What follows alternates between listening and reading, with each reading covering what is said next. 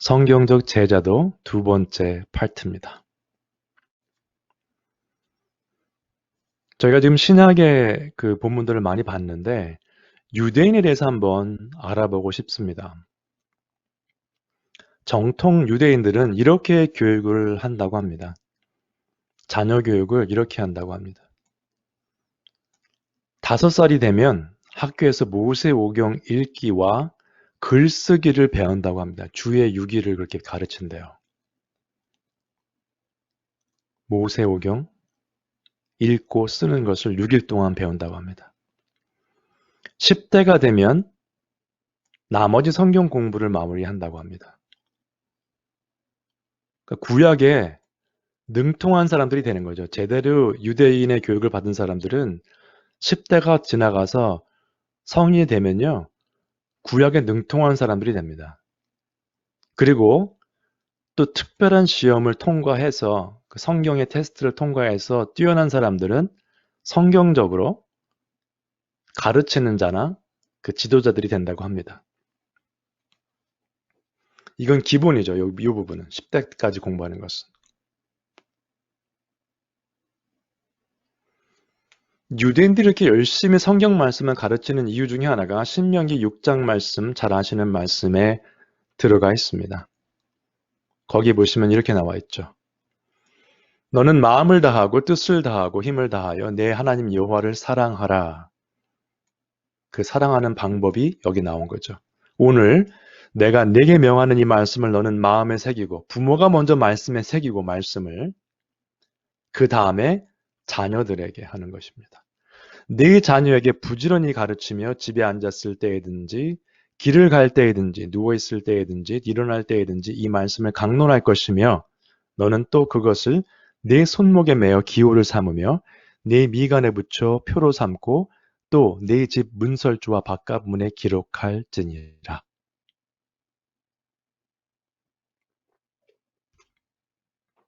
성경 말씀의 교육에 대한 강조하는 부분이죠. 엄청난 부분입니다, 이거.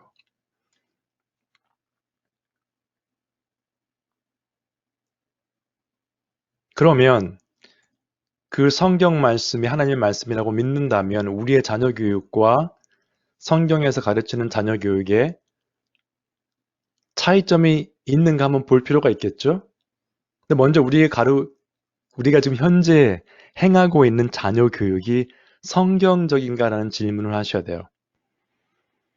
그냥 성경적인가 하면 그것은 막연한 말씀처럼 들릴 수 있는데 결국은 세상에서 가르치는 방법과 내용과 근본적인 차이가 있는가? 그러면 우린 성경만 가르쳐야 되는가? 그건 아니죠. 세상에서 배우는 학문만 가르친다면 세상과 다를 게 없지만 우리는 가정에서, 교회에서 성경 말씀을 가르쳐야 된다는 거죠.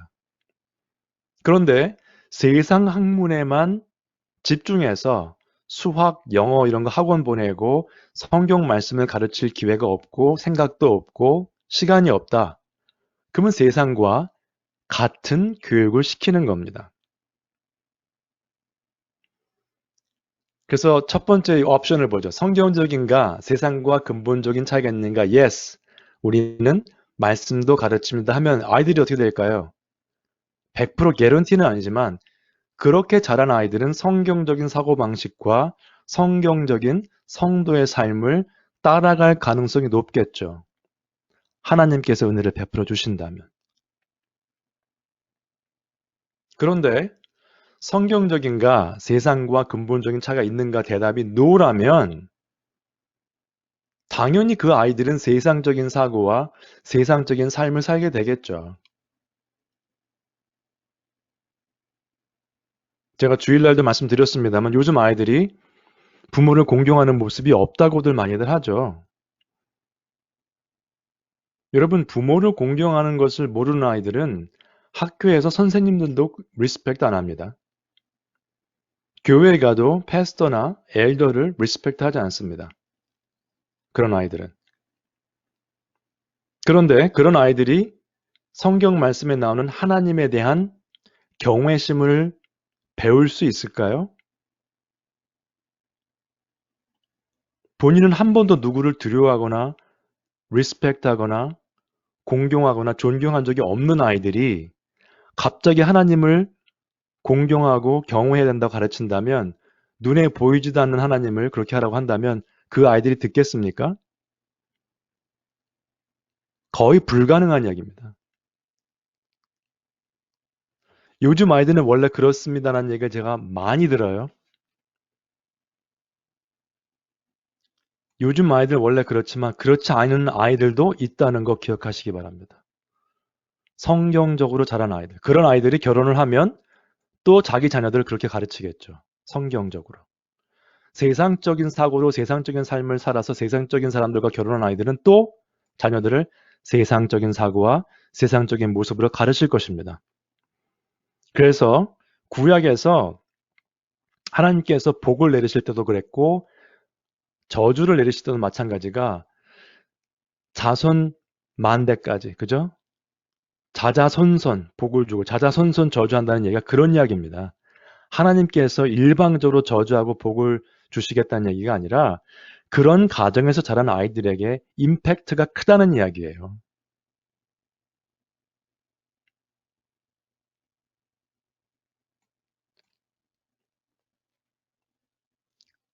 말씀드렸던 결혼 생활, 학교, 직장 생활 다 임팩트가 갑니다. 성도로서 학교 생활하는 아이들, 성도로서 직장 생활하는 아이들과 그냥 세상적으로 직장 생활하고 세상적으로 학교 다니는 아이들과는 근본적으로 다릅니다, 여러분. 이렇게 자란 아이들은 어떻게 될까요? 결혼할 때, 예를 들어서 결혼한다면 신앙을 보지 않습니다, 이 아이들은. 세상 사람과 똑같은 기준으로 배우자를 찾을 것입니다. 성경적 사고와 성도의 삶을 사는 아이들은 어떻게 할까요? 신앙이 있는 사람들 찾겠죠, 결혼 생활도. 자자손손 임팩트가 있다는 거 기억하시기 바랍니다. 유대인들 지금 교육 말씀드렸고, 지금 보시면 이건 조금 예를 들었는데요. 유대인들이 창업자, 전문 경영인 있는 회사들이 이렇게 많습니다. 페이스북, 구글, 스타벅스, 베스킨 라빈스, 캘빈 클라인 엄청나게 많죠. 페더럴 리저브의 체어맨도 유대인들 계속하고 있고요. 미국 정부나 법 쪽에 교육해 보시면은 유대인들이 엄청나게 많습니다, 여러분.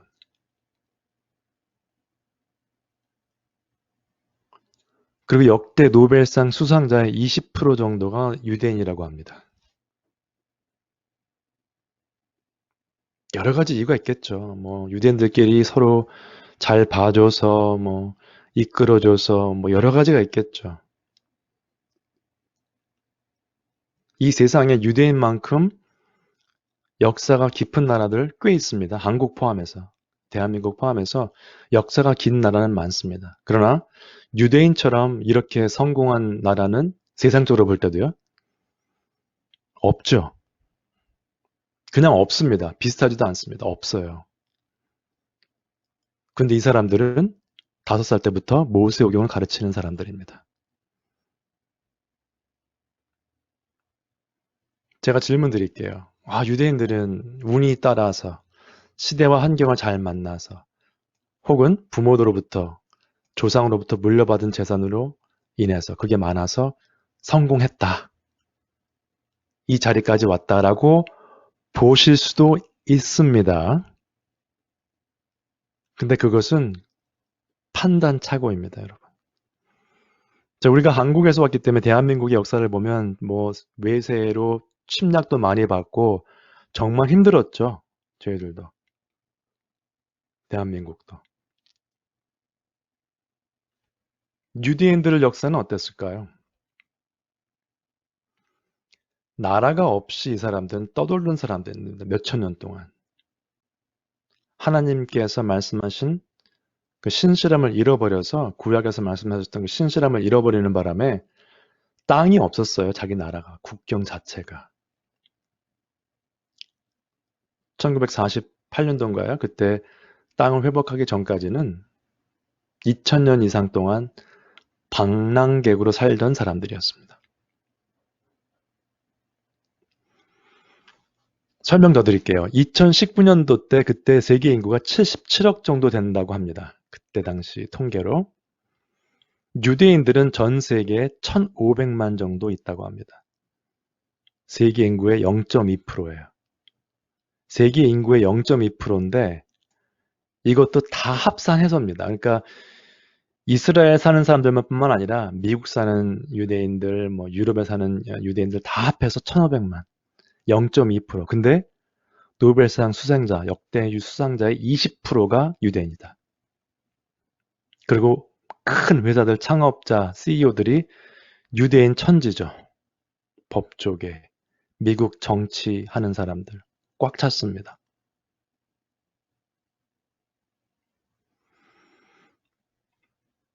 한번 이거 보시기 바랍니다. 여기 1940년경에는요. 유대인의 숫자가 전 세계에 1,700만 정도 됐었습니다. 근데 지금 80년이 지났는데 숫자가 오히려 줄었죠. 어떻게 된 겁니까? 잘 아시는 것처럼 2차 대전 그 기간 중에 독일의 나치들에 의해서 많이 유대인들이 학살을 당했죠. 근데 그 사건만 보시면 안 되고요. 유대인들에 대한 적대심이 세계적으로 많습니다. 그래서 굉장한 핍박과 박해를 받고 많이 죽음을 당해서요. 이 사람들 숫자가 늘질 않아요. 몇백만씩 한 번에 죽는 경우가 있었기 때문에 숫자가 늘질 않습니다. 그렇게 사람들이 미워하고 죽이고 했던 민족이 유대인입니다. 근데 이렇게 엄청난 성과를 이뤘다는 거. 여러분, 이 사람들이 어릴 때부터 아이들에게 말씀을 가르쳤던 그것을 절대 무시하시면 안 됩니다.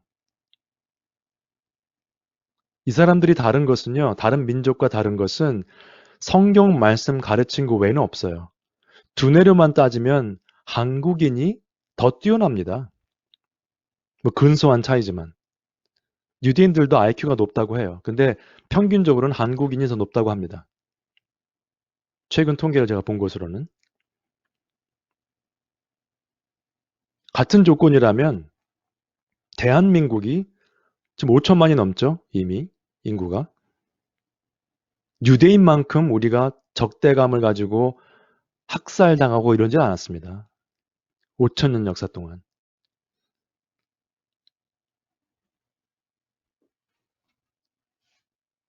차이점이 뭐라고요? 성경 말씀을 가르치는 민족이었다는 겁니다. 이 사람들은.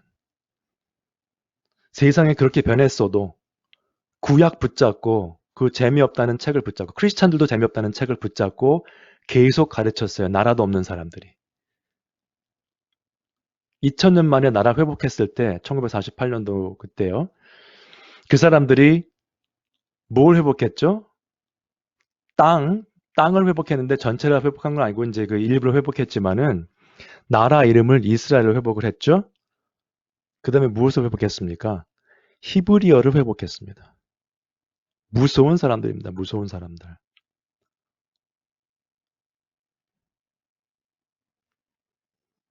그 교육이 바로 제자 양육이라고 보시면 되겠습니다. 교회에서만 하는 게 제자 양육이 아니고요. 가정에서 아이들을 말씀으로 키우는 것이 제자 양육이다. 이런 것들은 제자 양육이 아니다. 요즘 현대교회에서 많이들 말하는 것이죠. 절대 이런 것들을 제자 양육이라고 보시면 안 됩니다. 그리고 우리는 훈련을 하셔야 돼요. 훈련. 디모데전서 4장에 보시면 이렇게 나오죠. 망령되고 허탄한 신화를 버리고 경건에 이르도록 네 자신을 연단하라. 훈련이죠. 트레이닝. 육체 연단은 육체 운동하는 거죠. 약간의 유익이 있으나 경건은 범사에 유익하니 금생과 내생의 약속이 있느니라. 트레이닝을 하라는 겁니다. 트레이닝. 그냥 되는 것이 아니고 트레이닝. 아이들을 말씀을 가르치고 내가 먼저 그 말씀을 마음에 새기고 훈련의 중요성을 한번 말씀드립니다. 영적 성장의 필수 요소인데요. 세상의 예를 한번 보죠. 여러분 대학교에 가서 4년 동안 과정인데 일반적으로 열심히 공부도 안 하고 숙제도 안 하면 졸업을 할 수가 없습니다. 여러분 골프 하시는 분 계실지 모르겠는데 저는 뭐 그냥 이론상으로 말씀드리는 겁니다. 다른 스포츠도 마찬가지이기 때문에 골프 매거진을 열심히 구독해서 보고 TV에서 그 골프 경기를 보고 연습장 가서 다른 사람들 연습하는 걸 아무리 봐도 내가 훈련을 안 하면 골프를 치는 사람이라고 할 수 없습니다.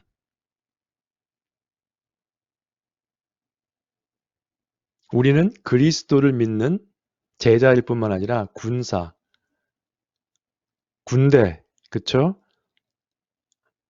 군사로 우리가 보통 표현도 하는데 영적인 훈련이 제대로 안 됐으면 그 군사들이 영적 전투장에 나가서 승리할 수 있을까요? 훈련을 열심히 해도 지는 경우가 생기는데 영적 훈련을 영적 전투에서 훈련이 안 된 군사들은요. 군사가 될 수도 없지만은 절대 이길 수 없습니다. 훈련을 좋아하는 사람 별로 없죠. 트레이닝 맨날 똑같은 거 반복하죠. 성경 66권 변하지 않습니다. 늘 똑같은 말씀이죠. 그러나 그 말씀으로 훈련받은 군사들, 유대인들의 예를 보세요. 몇천 년 동안 그렇게 가르쳐 왔기 때문에 다 하나님을 믿는 사람들이 아닐지라도 그 민족이 그렇게 빛을 발하고 큰 힘을, 영향력을 미치는 겁니다. 오늘날에도. 세계 인구의 0.2%밖에 안 되는 민족이요.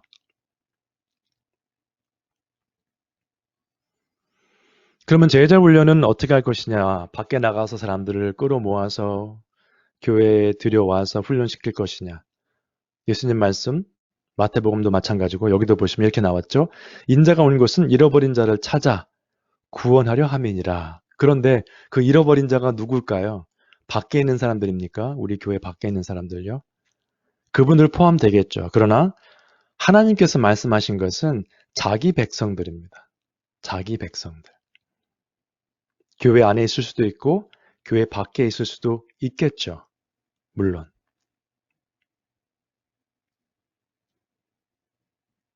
예수님과 사도들의 예를 보면 조금 우리가 성경적인 제자도에 대해서 조금 생각이 바뀌셔야 됩니다. 그 라비 갤러리라는 이분이 쓴 책에 이렇게 나왔어요. 성경도를 볼 때 이렇게 생각이 바뀌어야 되지 않을까? 현대 교회에서 생각하는 것과는 좀 다르게 가야 되지 않을까? 이런 질문을 합니다. 보시면 what if we shift, 그러니까 이거죠. shifted the focus. 그러니까 우리의 집중하고 있는 것을 바꾸면 어떨까? 밖에 나가서 사람들을 데려오는 것이 아니라 많은 사람들을 데려오는 것이 아니라 데려와서 시간을 많이 보내는 것이 아니라 what if 그죠? 우리가 혹시라도 하나님께서 이미 붙여주신 사람들, 우리에게 허락하신 사람들에게 제자로서의 길을 가르치고 보여주는 것이 그렇게 바뀌면 어떨까? 질문을 합니다. 왜 그럴까요? 요즘 교회들은 좀 밖에 나가서 뭐 하려고 하는 게 너무 많아요. 커뮤니티에 가서 사람들 데려다가 먹여주고 입혀주고 시간을 보내는데 그렇게 하는 것보다 하나님께서 이미 보내주신 분들한테 시간을 보내는 게 맞지 않을까? 강조 한번 더 하죠. What if we decided invest in those already attending week after week? 매주 우리 교회에 참석하는 분들에게 계속해서 가르치고 그분에게 시간을 투자하고 말씀에 교육을 투자하는 것이 맞지 않을까? 그렇게 하면 바뀌지 않을까? 이 세상이. 굉장히 중요한 질문이죠.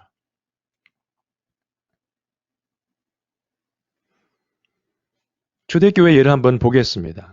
AD 100년 정도에 그때 계시록이 90년대 중반에 써졌다고 본다면 성경 말씀이 다 끝나고 나서 이제 사도들도 없을 때 그때 당시에 전 세계에 믿는 사람들의 숫자가 2만 5천 명 정도 됐다고 합니다. 믿는 사람들이에요. 교인이 아니고. 근데 AD 300년, 313년에 밀라노 칙령이 있었기 때문에 그 전에 계속해서 핍박받던 200년 기간 동안에 그 숫자가 2천만 명이 되었습니다. 800배인가요? 800배 정도가 늘은 거죠.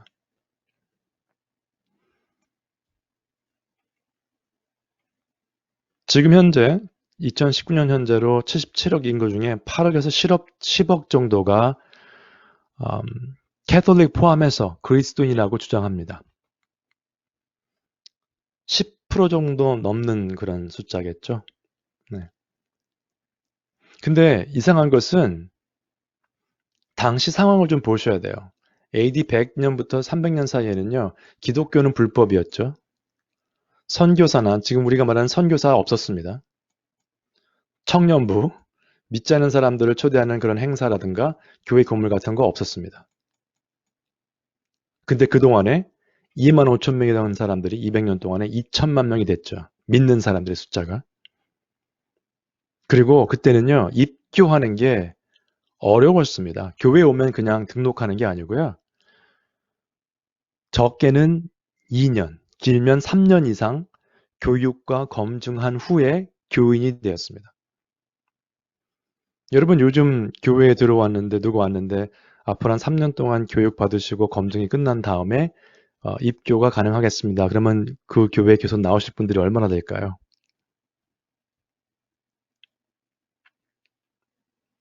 이렇게 했는데 그때는 기하급수적으로 믿는 자들의 숫자가 늘었다는 것입니다. 여러분 이 책들은 나중에 참고서들 한번 보시고요. 여러 가지 좋은 내용들이 많기 때문에 한번 시간 되시면 보시면 좋을 것 같습니다. 아마 이 책들이 다 번역본도 있는 것 같아요. 이거하고 커스트하고 그 Complete Book of Discipleship 이거는 분명히 제가 아는데 번역본이 있는 것 같은데 이것은 잘 모르겠습니다. 이 책도 굉장히 좋습니다. 이 책도. 스티븐 러슨이라는 분이 쓴 아까 그 커스트란 책이 이렇게 나왔어요. 진리를 먼저 듣기 전에는 아무도 예수님을 따라갈 수 없다. 따를 수 없다는 거죠. 그러니까 먼저 가장 중요한 것은 진리가 선포되어야 된다는 겁니다. 주로 어디서 그게 가능할까요? 요즘 세팅으로 보면 교회죠. 교회에서 성경 말씀을 가르치지 않으면 제자는 생길 수가 없는 겁니다, 여러분. 복음이 제대로 전달이 안 되는데 어떻게 제자들이 되겠어요? 뭘 따르겠어요, 그분들이.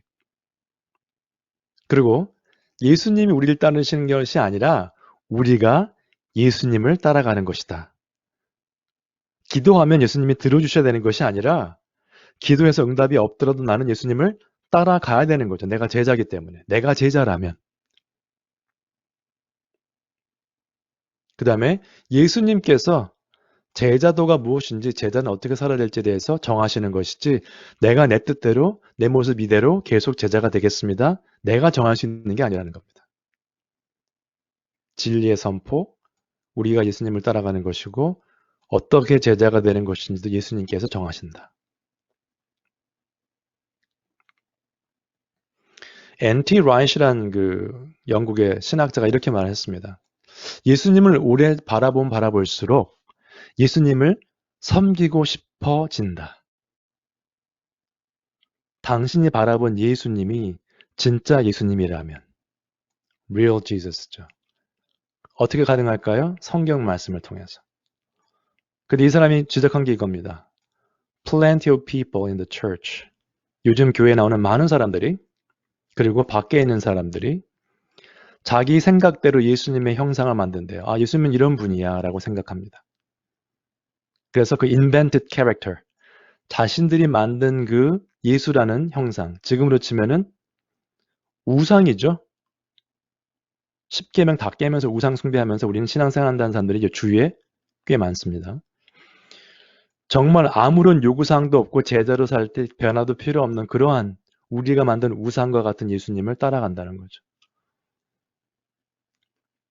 그리고 He makes them feel happy from time to time. 가끔 가다가 예수님이 그분이 내 기도 응답해 주셔서 기분이 좋을 때도 있고, 그러나 나는 삶을 전혀 바꿀 필요가 없는 그런 예수. 본인이 만든 형상을 쫓아간다는 겁니다. 근데 현실은 대부분이 세상 일들도 바쁩니다. 계속 말씀드리는데 자녀 교육, 경제 문제, 정치 문제 늘 바빠요. 생각이. 머릿속에 그런 생각이 가득 차 있습니다.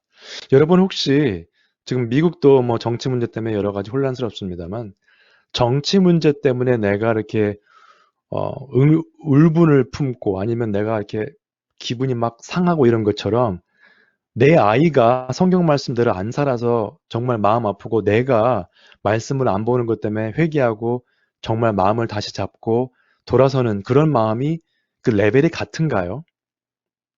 어떠세요, 여러분들? 세상 일 때문에 기분 나쁘고 걱정하시는 그 레벨과 걱정하는 그 인텐시리죠. 그 강렬함과 내가 하나님의 백성으로 제대로 살아야겠다는 그런 열정과 어떤 것이 더 강합니까?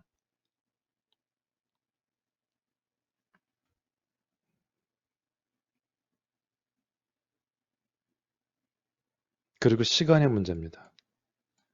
인터넷 보시는 시간에 10분의 1이라도, 10분의 1이라도 말씀을 보시면 절대 우리는 연약한 그리스도인이 될 수가 없습니다, 여러분. 여러분 개인적으로 하루에 인터넷으로 얼마나 시간을 소비하시나 한번 계산해 보세요. 거기에 10분의 1이라도 투자해 보시기 바랍니다. 앞뒤가 바뀌었지만, 죄송한 얘기지만, 앞뒤가 바뀐 얘기지만, 한번 그렇게 역산을 해보세요. 바꿔서 한번 계산을 해보세요. 직장에서 보통 일하면은, 저 같은 경우도 집에서 일을 하기 때문에 한 10시간 정도 일을 하죠. 직장 일 때문에 10시간 정도 시간을 보내는데, 그럼 10시간을 내가 일을 한다. 열심히 일을 한다. 그러면 10분의 1이면 1시간이죠. 매일 평균적으로 10시간 일하는데 하루에 1시간 이상 내가 말씀과 기도로 하나님과 교제하는가 한번 고민해 보시기 바랍니다.